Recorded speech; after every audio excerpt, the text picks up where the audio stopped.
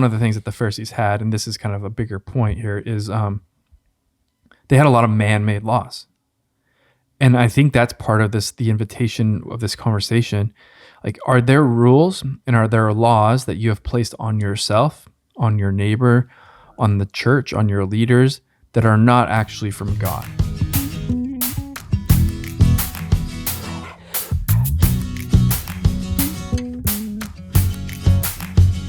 Cause Lord, I've settled for scraps from a wicked man's table. Lord, I've settled for what my sins said they will give. Hey, I'm Father Mark Mary. Oh, hey, I'm Father PT.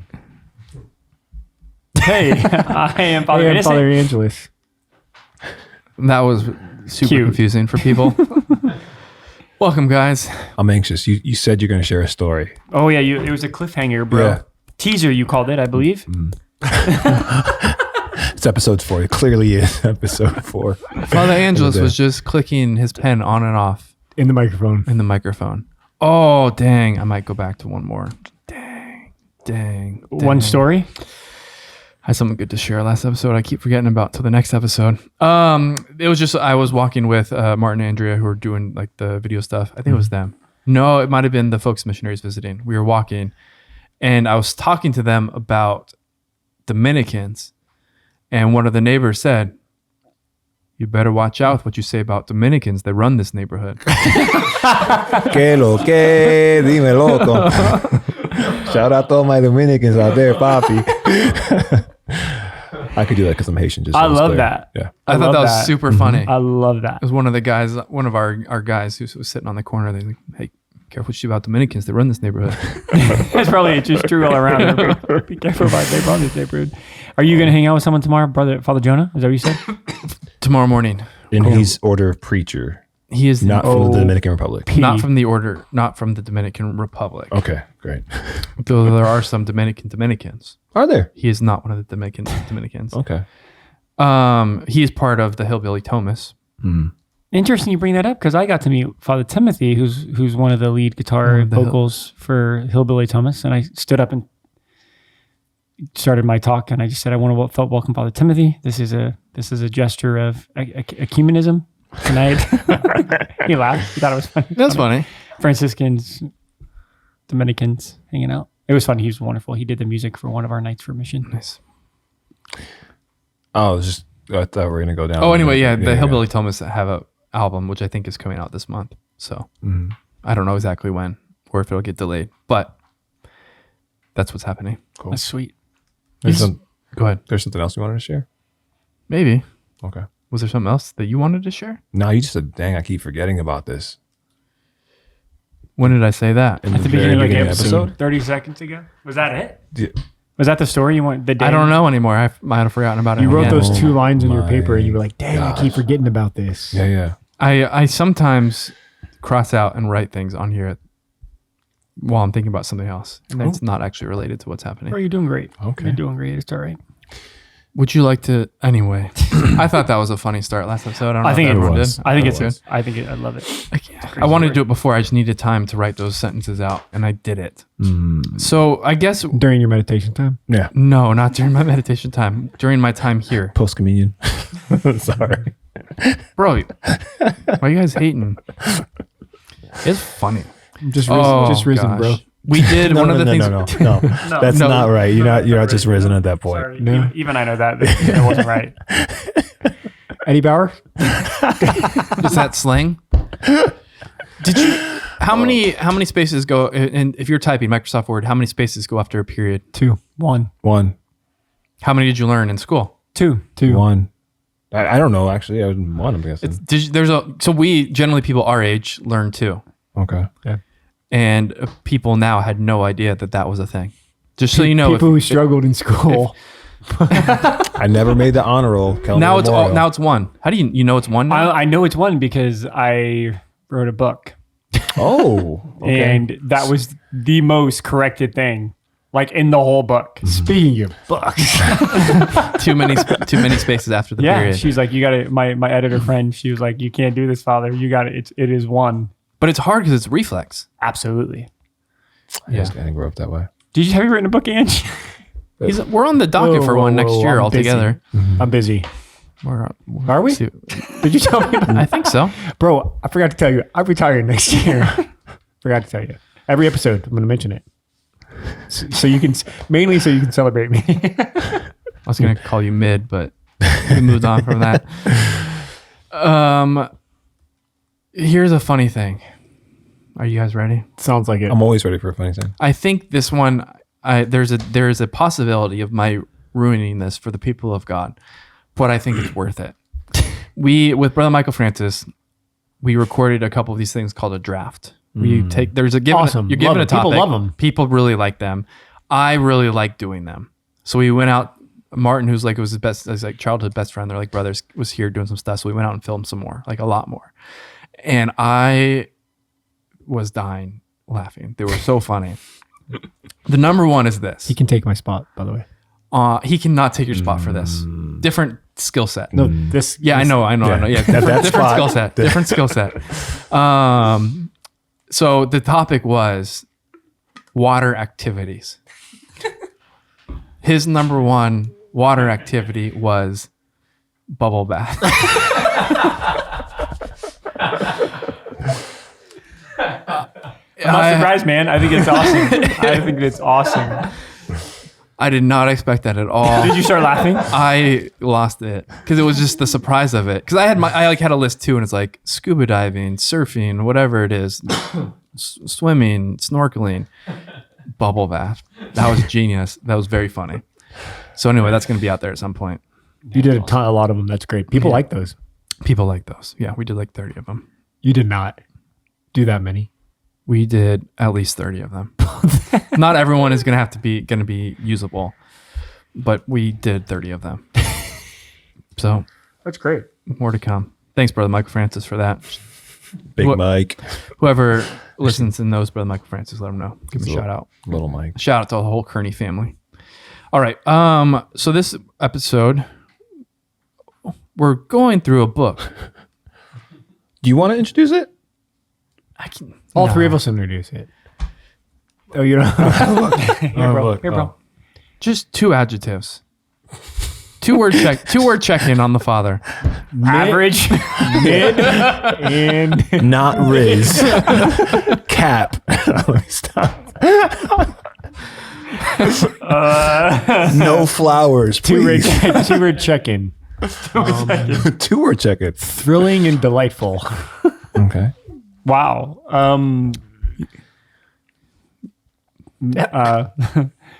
Moving and intelligent Warm. and fuzzy. Warm and watery. I don't know watery where it came from. I would say plant-based, but that's two words also. Plant-based. After like the oak tree and all that different discussion from last episode. Mustard so. seed. Beautiful. So we're going through that, and we kind of took a pause going through it directly. Again, it's essentialpress.com/the Father. You can get that. Thank you to all of our benefactors for making this podcast possible while making us feel loved and celebrated and appreciated. And secure. And secure. Because we have the resources necessary. Yeah. Ooh, I like what you did there. Thanks. And that's what I'm saying. Like I think I'm like connects the dots. Anyway, one of the resources. This was back on the resources, and then we're going to talk about just rules and laws, and a little bit of like I don't know if it's a philosophy of law, spirituality of law, things like that. But it's not going to be boring to everyone out there. It might be boring. It might be boring. It's not going to be any more boring than a typical episode. So I'm a first year TP, and there's this point of conflict with one of the brothers who's in charge of me in the apostolate. It's a true story. True story. And this was the day I almost left, and it was just like this thing happened, and I was done, and I broke. I was like, I don't think I have what it takes to do this. And in that situation, so it's like I came to this thing like I don't know if I have the resources to this. I don't have and it had nothing to do actually with the thing I was going to be asked to do. The resource I didn't have was the ability to deal with conflict in a healthy way. The ability to communicate in a healthy way. Because my whole sort of life was just like you just kind of keep it to yourself and like whatever it's called, bury it, get through it. That no longer was going to work, but I didn't have the skill set, if you will, to like healthily deal with the conflict. So that led me for a long time into a fight disposition, and then into a flight. Like, I can't do this. I'm going to go somewhere else. And the resource was actually the resource of that. And I think that I just want to open that door as well. Like, again, we don't have to have too much about it, but of like being seen, of being vulnerable, being seen in imperfection, of dealing with conflict. These are all types of resources that we need to develop to be in communion and to persevere in communion, which also the Lord gives us grace to learn how to do and space to do it. In community life is the school of that. I just wanted to throw that out there. Is that okay? Mm-hmm. Yeah, we don't really need to say too much. Yeah, but I think I'm right. You're it's right. more of like, did I say something stupid? No, you didn't say anything stupid. I just have Speaking of conflict, bro, do you have a second right now? Maybe now's not the time. So here's a very interesting thing, which might take some self-revelation, meaning I might share about like myself. vulnerability a little bit. I'm okay with that. Bro, you're safe, so Yeah, let it rip. This is a safe place. Nobody's gonna attack you here for that. I feel like, I have a big window in this room, Yeah. but not Big like, window vulnerability. but not like, it's not a glass house though. You know what I mean? We're still working on it. We're making progress. Poco. What? It's all you. You were going to shrink my window, weren't you? So you throw a rock right at it. All right. So this is the whole thing. Okay. We're free. We're experience home, seen and known. We're loved when we're safe, with under the space of safe. You can go back a couple episodes if this is new to you. If you're safe, you're going to have experience of peace versus fight or flight. It's going to be the fruit of physical/emotional security, protection, just, clear rule and law, justly enforced rule and law, sufficient resources, and consistency. And so I think this is just something that's fascinating to me because of my own relationship with rules, which is an extensive relationship, is the way in which we, the role that rules play and laws play in us actually having an experience of safety and their just enforcement. And, for example, to start with like a lesser sort of example, this is part of my deal with like etiquette and pickup basketball is and sort of basketball in general. And then it'll make some more sense. We'll go from the absurd to the sublime, hopefully. That was we may not do that. That was too big of words. We're going there. Now we have to go there. Yeah, we have. But it's like, basically this, like I'm a smaller guy playing basketball. So the rules are always to my favor. Whereas like because of the thing, you just get fouled, you can shoot free throws, this whole thing. And so like over the back the over the back foul. It's like a rule that really helps me. And so if we're playing pickup basketball and people are going over the back, like I feel like it's no longer like an even match where like there's like this other thing happening that's not supposed to happen. Or if people, foul you when you're going in for an open layup from behind, Brother Michael Francis. Like I'm like, that's bad etiquette. That's not fair. And so it kind of gets me to this fight or flight place. Like, what are the rules? Because for me, again, in my approach to the world, like I'm going to be most successful and best when these specific rules are all known and in played and justly enforced. And this is just part of kind of my approach to life. I was for whatever reason afraid of getting in trouble. And so one of the things that I learned is that like if I learn the rules and obey the rules, I'm not going to get in trouble for breaking the rules. So there was a bit of like a survival mechanism that I had of learning the rules and of following the rules at the service of self-protection and self-preservation.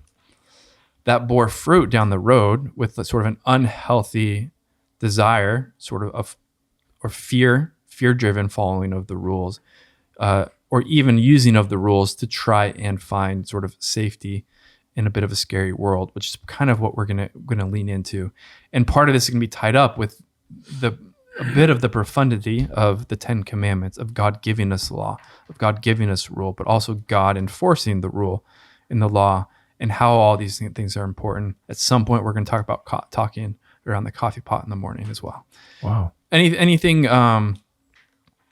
you guys want to, that whole thing makes sense, right? Like you need to have some rules and some laws, right? Yeah. Yeah, it seems counterintuitive to be free means that I'm going to follow these rules, right? Just in the sense. Oh, that's a good point. Yeah. But that's where the freedom of the sons of God are. The rules actually help us be free, and because it's at the service of the truth. It's.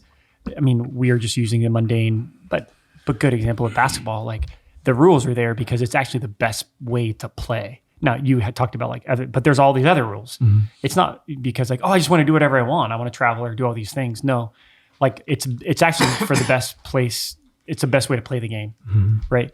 Or the 10 Commandments, which we'll talk about. Like they seem like, well, why can't I do these things? Well, it's actually at the service of the truth of the human person. Right. So I'm shackled, if you would say, by laws. Like if you want to play the game, these are the rules. Or if you want to be Catholic, these are the rules, right? But they're actually at the service of freedom and safety, and that's actually where we experience the most joy, is because again it's the freedom. And I guess it's just like if we're talking about being fully alive, and we need the rules because remember the rules are what's best for us. It's the best way, right? And so I mean I think that makes sense, but you also were talking about following your rules. Following your rules can also not lead to freedom, because you were following rules and you weren't free because you were afraid. So you can also follow the rules out of fear and not be free. Yeah, what drives it? Yeah, so the tension is beautiful. It's perfect because we're all kind of being one of these two places, and we look. I mean, we're rule followers, but like, is there freedom? And that's going to be where the discernment is, because that fruit of following Jesus and following the church and following the law is going to have a distinct fruit if I'm actually free. But if there's fear, anxiety, worry, control, and that drives everything, and that drives everything, you're like, wow, that doesn't look like you're like happy following Jesus, right? So I'm grateful for your vulnerability there, because you can be like, well, I follow the rules and be miserable. We're like, well, that's not really what we're going for, and that's not really safe actually at all either, So it's just it'll be good to get into that. Yeah, just simply maybe just following up on Father Innocent's point, just that the rules create boundaries to like say, okay, this is the limits as far as like what we're doing with the activity. So if it's basketball, I can't kick the ball. That's not basketball. That's something different. That's soccer. Thank you, Father Innocent, for letting me know what that was. Or like I'm driving, I can't just drive like how I want, like go over a speed limit or do these different things, because once again, these are rules and it's dangerous. It's not actually honoring the thing that you're doing, and it becomes something totally different. And so with the 10 Commandments in particular, like, right, this is the boundaries, and God's saying, hey, look, this is the area I want you to live. This is for safety, once again, for your heart, because your heart's created for communion and receptivity or relationship with me. And within these bounds, that's where we can experience this. But you go out of these bounds, you're going to start feeling loneliness, isolation, all these different things, because once again, the rules or the commandments are trying to keep us in this place where we can properly experience what we're supposed to. So great. And I think that there's, I think that's great. I think kind of starting off as well is just this idea that the relationship between particularly divine law and ecclesial law and freedom. Because again, I think there can be a tendency to experience law in the opposite way, as limitation and lack of freedom. But ultimately, the God giving us the commandments, God giving us the law, continuing to do so through the church, is actually a means of His fatherly protection of us. He's not only giving us the resources of like what to do and how to do it, but it's also at the service of protecting us. So like a couple other examples, I think, in that realm of the one that comes to mind at first is like the sort of the chaos that can happen in like if you're on a plane and there's these sort of unwritten rules, like unofficial rules about appropriate ways to get off of the plane. And so it's like the idea is you're gonna go like we're gonna go in order here, and if like I'm in row 24 and you're in row 27, like you're gonna get off after me. And that when people, right, like they stand up and they run down the aisle, there's this interior like fight or flight. There's this like you're breaking the rules. This isn't fair. This isn't just.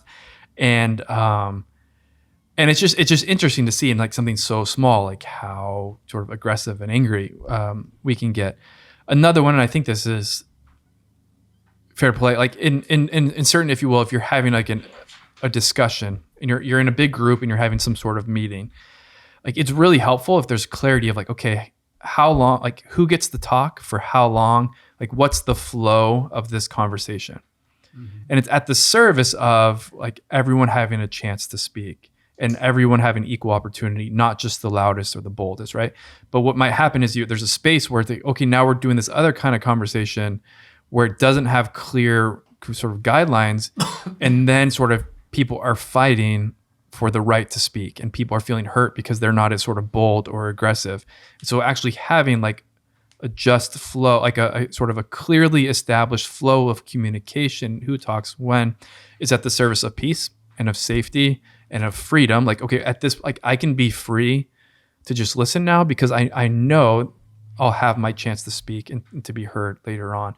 So these are just a couple other examples that come to mind, and then I'll kind of continue on in a moment. No. Okay, I just didn't know if when you were looking at me. So I think the first invitation is just seeing God, seeing the law of God as something which is ultimately a good thing.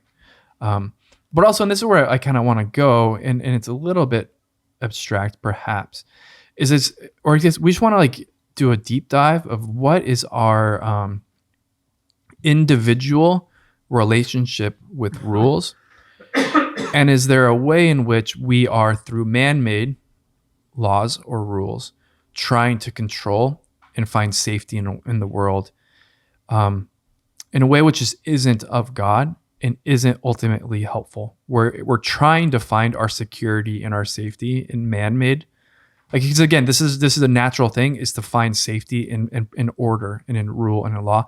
But sometimes I think we try and sort of we can idolize the law and safety, or idolize this etiquette or the rules at the detriment of total freedom, the gospel, and God doing what he needs to do.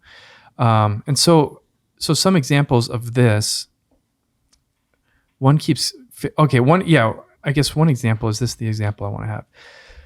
I'll start with one example and then we can kind of keep going on. Is I remember maybe I was a novice.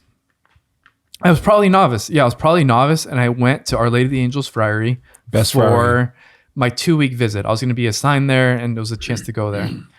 And I remember hearing for the first time the Canticle of Mary antiphon recited and not sung.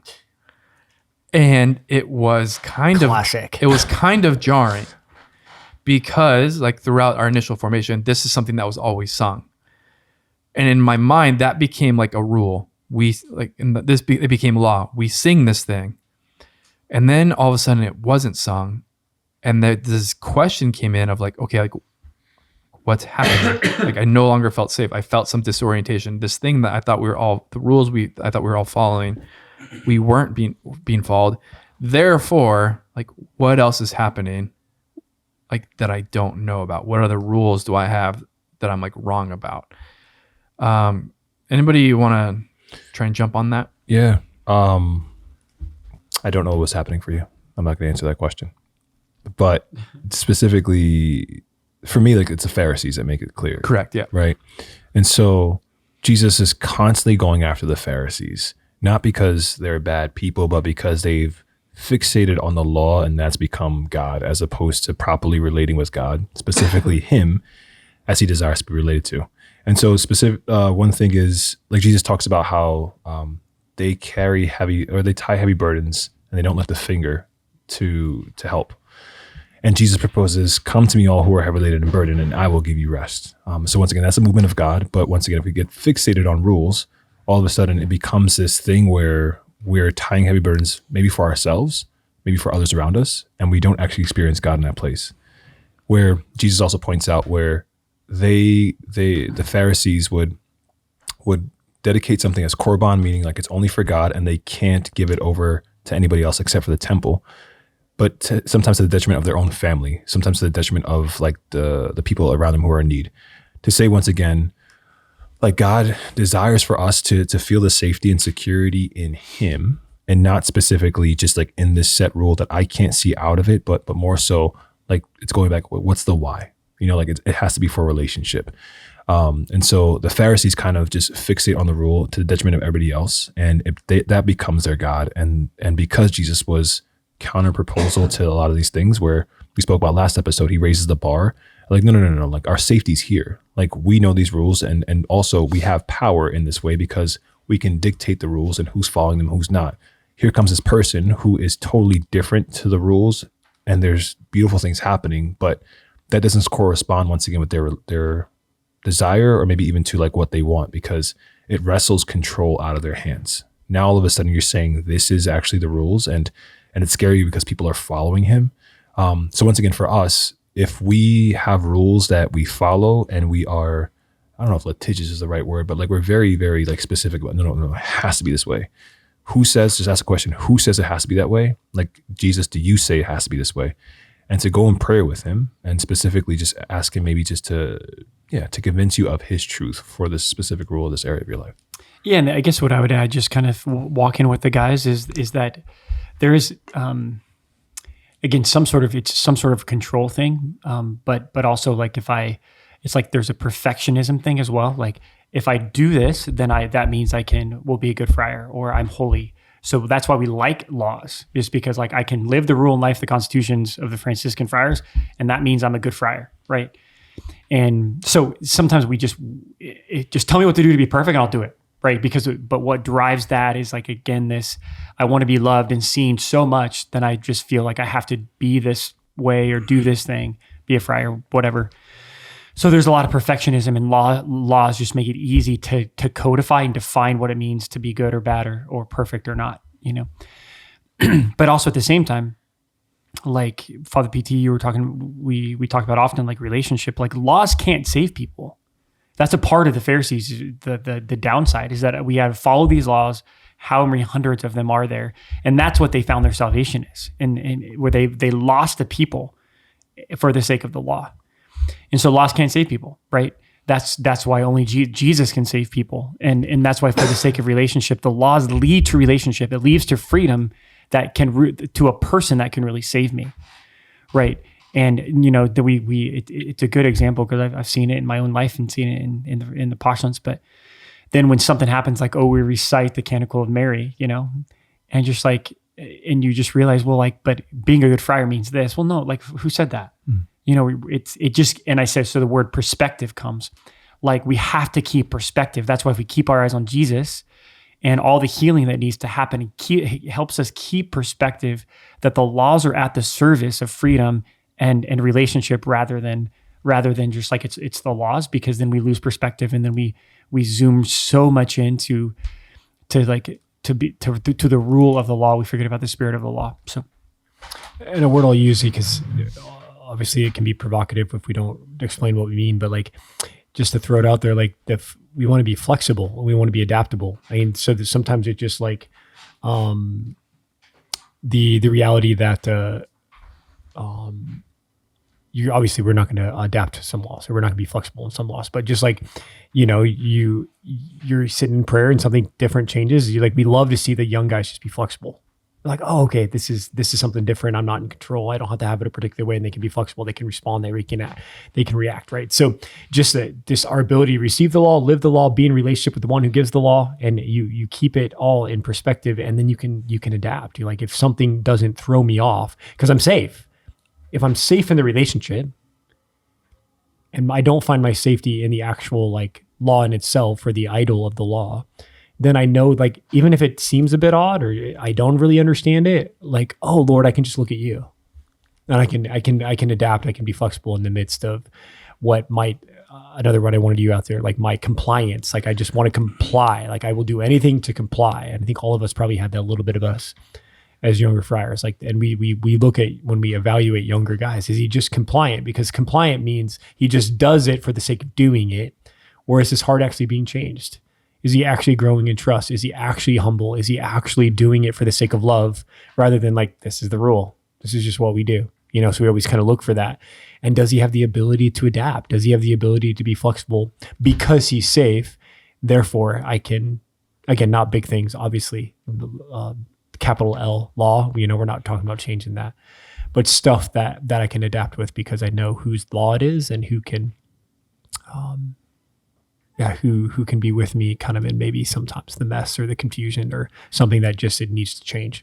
I don't have to keep grasping control like the Pharisees at that. Mm-hmm. Yeah. And then, sorry, just because even too, when, like, even my experience as a servant is sometimes like the judgments are quick if somebody isn't following a rule or something.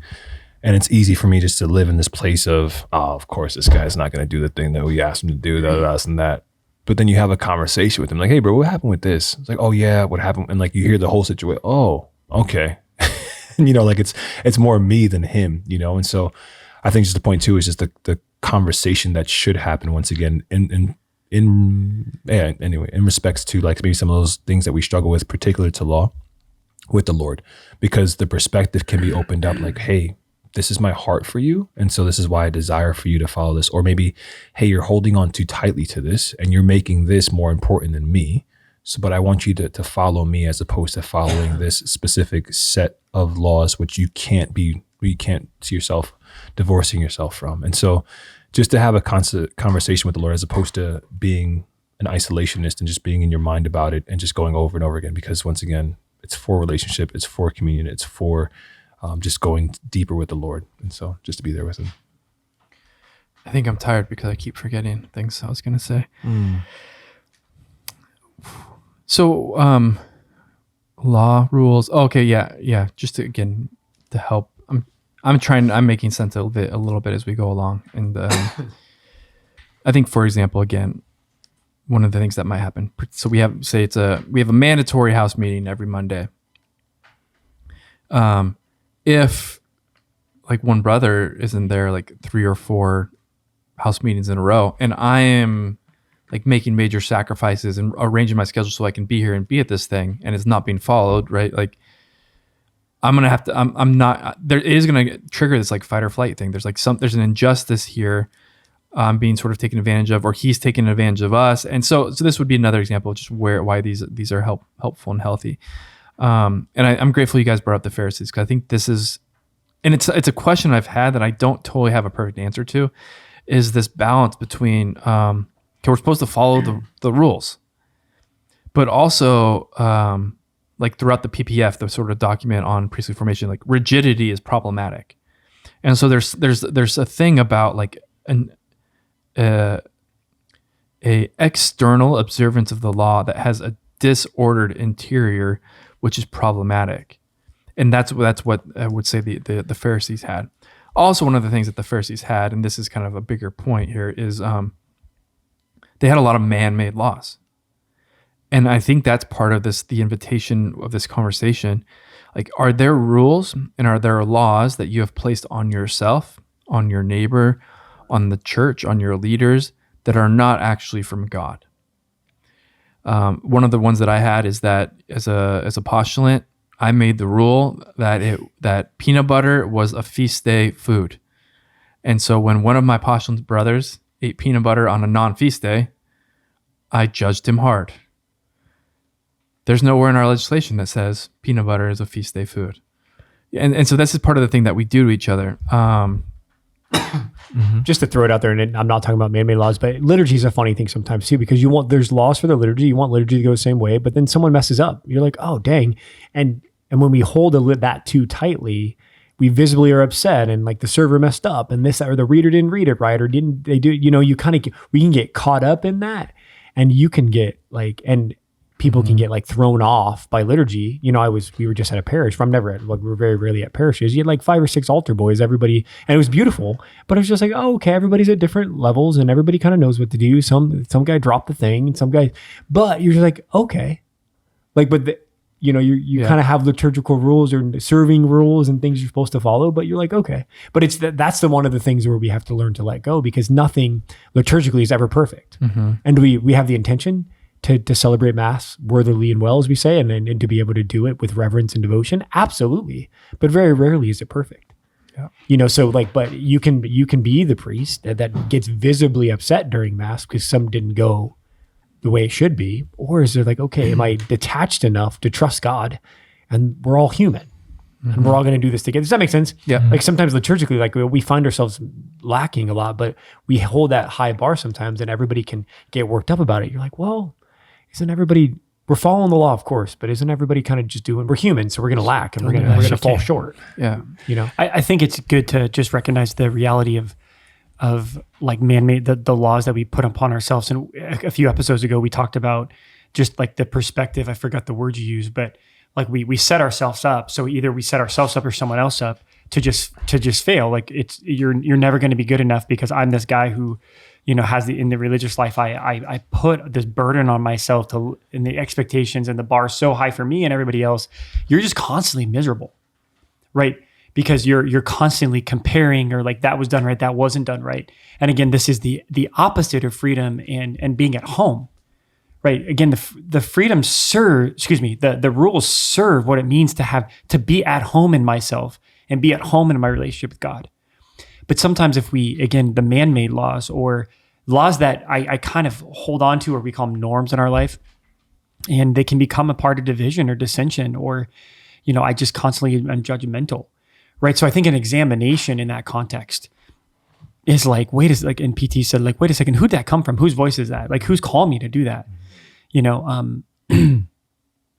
I just think it's really helpful to do that examination, because these things could lift if you have the resources to do a good examination, because then you're like, wait, like that actually is not the most important thing. Like the weighing of values, I guess that's what I'm trying to say. What laws have the highest value, and then what are norms that are like I wish we followed but we don't. But like if we can examine those and examine the values, then I think it makes for more peace, because I'm like, oh wait, like that's my preference, but it's okay that this brother, sometimes you judge people like because they're late to prayer or they miss this. And then you like, as a superior, I'm like, oh guys, come on, just be at prayer, so you're like breaking the law, and you go up to someone, he's like, yeah, I'm so sorry, Father. I was just like throwing up all night. And you're just like, oh man, like I should have just connected and communicated before I got angry and started judging this guy. That's like a really concrete example. Mm-hmm. But I think the weighing of values, communication is all key here, because we need this is part of the conversion, I would think, is like letting go of the man-made laws or my norms or what I think is best, and actually be able to see differently. Okay. You want to go? You can continue. Thank you. Like once again, I don't think it was the Pharisees in this episode, but Jesus was brought the woman who's caught in adultery, right? And then the law of Moses says, caught in adultery, you die. That's what people, and they picked up stones ready.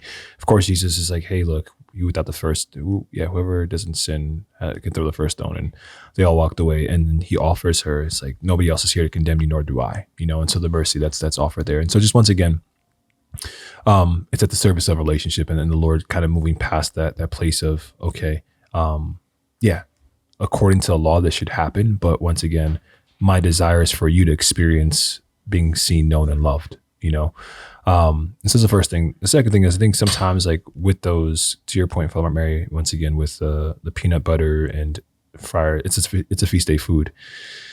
I think sometimes maybe the way it looks for people is out of a place. I'm not saying this will happen to you, but sometimes it could be like an internal vow that we've made specific to something. So we're protecting our hearts from possibly feeling a hurt again, or possibly feeling some sort of difficulty, and so let's say as a kid, I'm embarrassed about something. Like I spoke up in class and everybody laughed at me. Therefore, I'm never going to talk again. I'm never going to share my heart. And we make this vow, and then become this rule. And next thing you know, we're just closing ourselves off.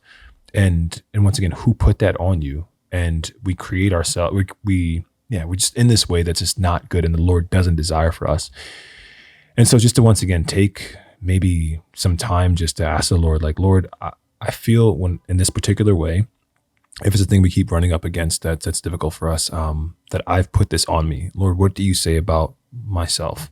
What do you say about my heart? What do you say about my desire to not speak up or to not share my heart? Like, Lord, just show me the truth for this, because like, once again, he desires to make a connection with you, but specifically for relationship, much like with this woman who was caught in adultery. That was probably the last thing she thought was going to happen, especially being brought before Jesus. Like, okay, I'm for sure done. But instead, she was met with the words, no one else condemns you, nor do I. And so go and sin no more. Once again, that's, I think, the truest place where we can experience God's heart for us is by the correct following of the laws, but even more so by placing them in the hands of Jesus, because he can reveal truly who we are to him. Thank you, gentlemen. Thank you, Father Mary. You're welcome. So here's a kind of a personal story, and then go from there. And again, I think to reiterate, I believe everything the Catholic Church teaches on faith, morality, and I believe and I desire to do not only what my pope, my bishop, my religious superior explicitly states, but what I know to be the mind of my superior as well. So that's where I'm coming from. And I love rules, but I love them too much. So here's the thing we talked about before, and I think I'll use the from initial formation unto this day. I've been wrestling with respectful silence in the morning. One of the things our Constitution state is that the brothers are to keep a respectful silence. Respectful silence. Well, but it's interesting because You're really bringing this up right at the but end, huh? Yes. respectful silence between the end of night prayer and till Mass in the morning. It's not absolute silence. It's respectful silence, which is part of the thing. There's a little gray area there, what that means. But for my whole life, I've really struggled with people who chat a little bit around the coffee machine in the morning. And part of the righteous anger I had, the righteous zeal for the law I had, is that it is written in the Constitution. This isn't just like a totally man-made thing or like self-made thing. It's not the peanut butter thing. I can point to where it says that. But here's one of the things I've come to learn is like when you have a disproportionate response to something, like a very, very strong response to something, it's good to wonder, I was like, what's going on there? Because if somebody's doing something else that's like, may or may not be breaking some of the smaller rules, like, I don't really care. But for some reason with this one, I really care a lot. And certainly I think part of it is that I'm like not a morning person and I find it sort of annoying. But the bigger part of it is actually I experience a certain degree of vulnerability in the fraternal life. And I don't totally, and I especially early on didn't totally like experience like a total freedom to just be in my head and to be myself or whatever it is. And so being around people, I kind of had to be on. And so for me, like if it was just quiet and we weren't going to be interacting, like I can just be totally like free. Like I'm safe. Like this is a safe place. This is a place where I don't have to worry about anyone communicating with me or me communicating with anyone. And so like by people sometimes talking or whatever is what it basically made me feel a certain degree of scared. And I kind of would mask it and fight for it in the name of justice and rights. But really I was like, I just wasn't totally free and totally comfortable. And so I was a little bit scared. And I was just, for example, you know, someone might make a bad joke and like, I wasn't on to like prepare like a fake smile or laugh, you know, and now he's going to be mad at me and now I'm the bad guy and now like whatever. And so and that's just what I noticed. And it's something there's like, sometimes, we've had a thing, this is now going another direction where brothers might like set up and have one of their prayer spots or their work spot in the morning in a public area. And I really don't like it. And the reason I don't like it is because this is supposed to be a place where nobody is. This is supposed to be a place where nobody is. And so that's supposed to be like a safe place. But now there's somebody else in this space early in the morning doing stuff. They might interact with me. They're going to see me. I'm like, now it's no longer like a totally safe place. And so like what the root of it is that I don't have total freedom around like these brothers. So it gives the symptom of sort of fear, which I try and control or to find safety in like these rules and these laws. And I manifest a zeal for the rule and the law when really it is a fight or flight. It's like really what it's that is like, I'm scared, not I'm zealous for the law. I'm like scared and I'm trying to control and I'm trying to find safety in these rules and these laws, as opposed to doing the work of finding sort of the healing so that I can just be safe amongst the brothers in the fraternity. And so this would be one of these examples where I see like, oh, this is, I'm saying this is about rule and law, but it's actually, no, it's actually a fear-driven attempt at safety and control, a man-made safety and control, as opposed to the deeper one. And I bring this up because I do think that a lot of people in the world and in the church are just beat up, and they've been hurt by their pastors. They've been hurt by their shepherds. They've felt that the law has been unclearly communicated or zealously upheld, and they're scared. And it's like, what else is going to go? What else is going to change? Like, what else is up for grabs? And so one of the responses, like deep down, like, I'm hurt and I'm scared. One of the responses is to find safety through a new set of rule and law. Like, this is what we do. This is what we don't do. These are the good guys. These are the bad guys. And there's a whole new set of these man-made laws and rules and etiquette and practices that we're now projecting on other Christians, on our pastors, and on our shepherds, which just aren't of God. But like, what's really happening again is like, these are the attempts of scared men and women, sons and daughters, trying to find safety in this control and the clarity of this new set of man-made laws. And that's really dangerous and ultimately divisive. Not to disregard the hurt, not to disregard the scandal or the confusion. But we can't just be making up our own rules and laws and making them divine. And ultimately, even in the messy world, we have to find our safety and our security in the fatherhood of God, in his ability, in his care, in his providence, in his ability to work in all things. And it's the law of love and the law of trust. Not just, if you will, the law of man and of this practice and of that practice and this etiquette and this posture, etc. And I just throw that out there because I think it's something really, really inviting, because again, it makes the world black and white. It makes the world clear. It gives us this sort of man-made safety and clarity.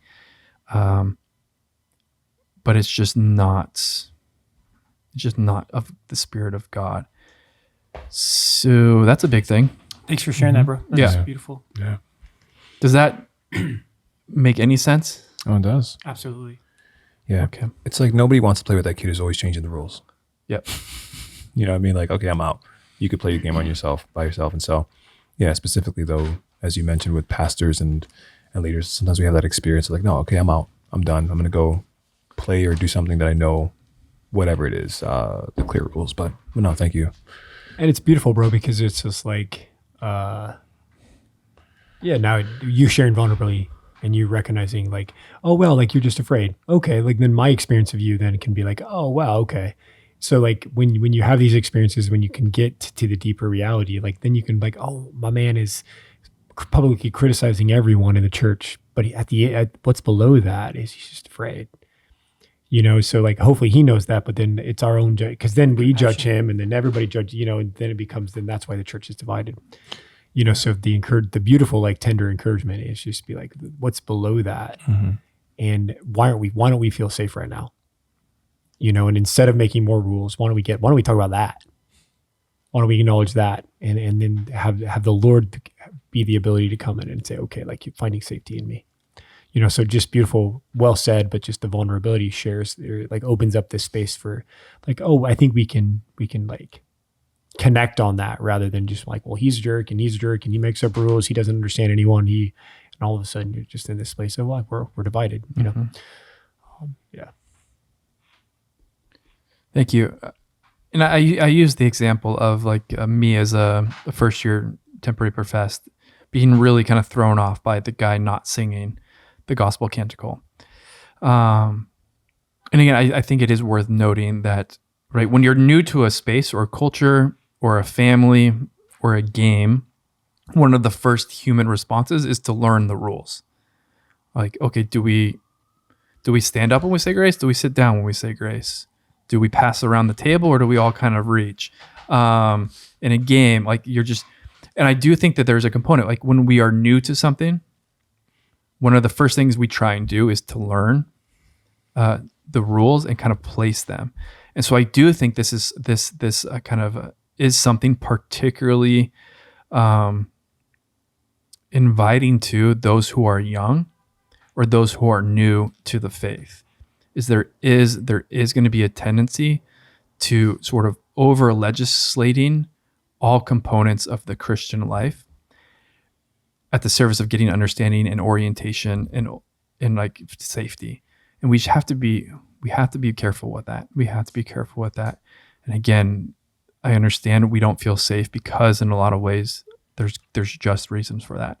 But that's just the invitation, is again to in life in general, to look at some of these rules that you've established, these etiquettes, these points of etiquette or culture that you've put on yourself or your neighbor or your pastors. Do some discernment of whether or not these are from God or not, but also go deeper and to see if, at the heart of this is like, I'm just scared. I'm hurt and I'm scared. And that's what we need to bring to the Lord. That's what we need to bring to the Lord. Awesome. Great, bro. Thank you. Yeah. Father, Son, Holy Spirit. Amen. Jesus, we help us to find our trust, our home, our security, our safety in you and in you alone. We ask, Lord, that you may continue to work in our world to bring it, to build a society of order and justice and beauty and truth and of love, that we may all find a home here, that we all be seen and loved, seen and known, loved and safe. And may we find all of these ultimately in you and in your heart. In Jesus' name we pray. Amen. Father, Son, Holy Spirit. Amen. Amen. I want to give a shout out to a guy named Connor who got married in Nebraska this past week. He's a big podcast listener and he invited me to his wedding, but I couldn't go. That's awesome. I was sick. But anyway, Connor, congratulations on your wedding, bro. Thanks for listening. Quick shout out to Art and Mary Rawaldi. Yes, I love that. Mary. Father Francis Mary's mom and dad. So Nice I one. know they listen. So shout out to them. You got something? Nope. Congratulations to Selah. How would you say that? Street check? Yeah, straight check. Straight check? Street check, straight check. Selah, who's graduating on May 18th. Congratulations. Hope you have an awesome graduation. We celebrate you. How we See do. This one's for you. All right. Thanks, everybody. Peace, y'all. Be with you next week. Love, come rescue me. My God and my Savior. Call me in this broken man's prayer.